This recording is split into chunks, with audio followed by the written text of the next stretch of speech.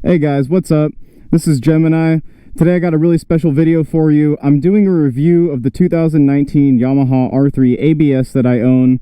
I'm moving up to something a little bit bigger, a little bit better, but I thought I'd do this bike justice and review it first before I got rid of it.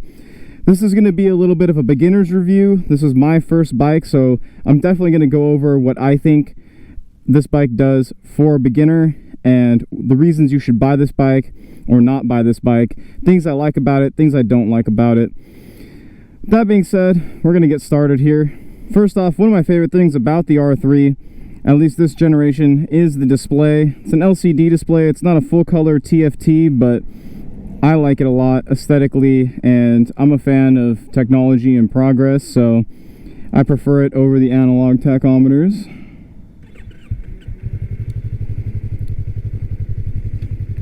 So I'm going to go ahead and take off and just chat a little bit about it here. So you're not getting anything crazy in the power department, but that doesn't mean this bike's not fast. And when I say that, I mean in the corners, in the twisties. This bike is going to be still very fast in capable hands.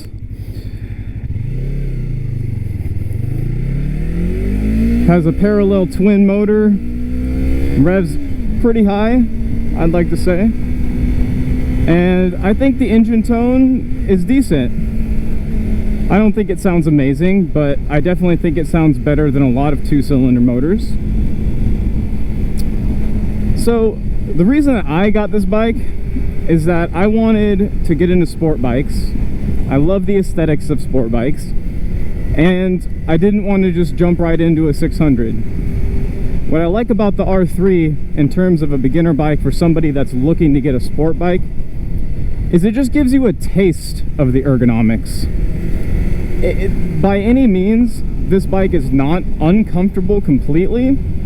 It's going to be less comfortable than a typical cruiser or naked bike, of course, because it does have, you know, slightly more aggressive ergonomics, but it does not have the ergonomics of a full-fledged sport bike. I've sat on R6s, R1s, and even the ZX6R and ZX10R, and I'd have to say that those bikes way more aggressive.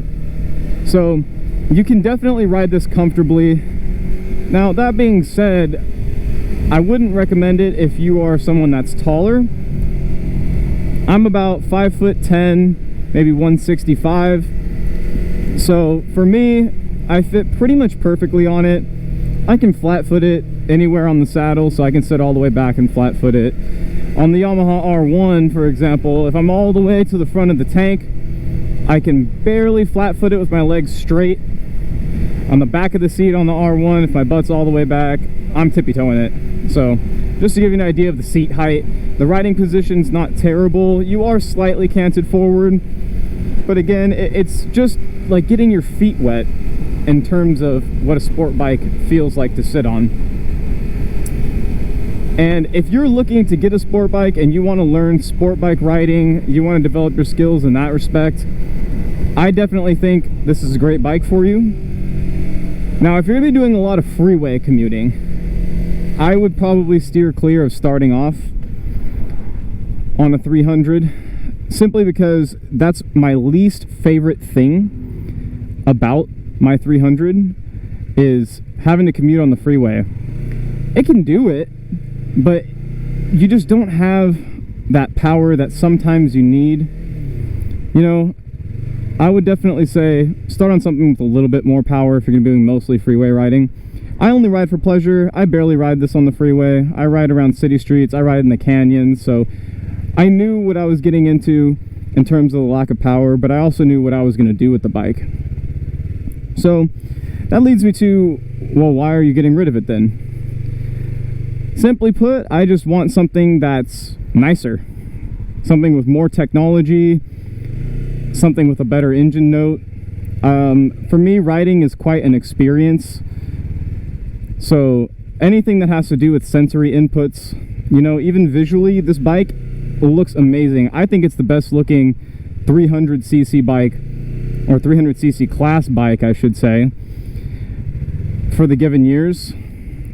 I am not a huge fan of the Ninja 400, And there were a few reasons why I picked the R3 over the Ninja 400. Aesthetics was one of them. I also am a huge fan, like I said, of the LCD display, which does fall into aesthetics.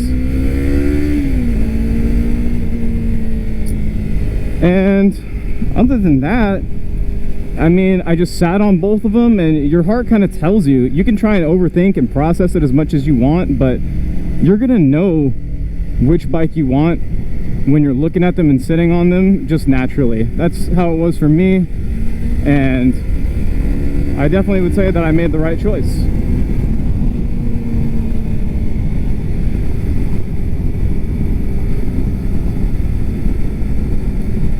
So one of my favorite things about the R3 is just how light and agile that it feels. I haven't ridden enough bikes in my life to really have a very valid opinion about that, because you have to keep in mind this is a review through a beginner's eyes.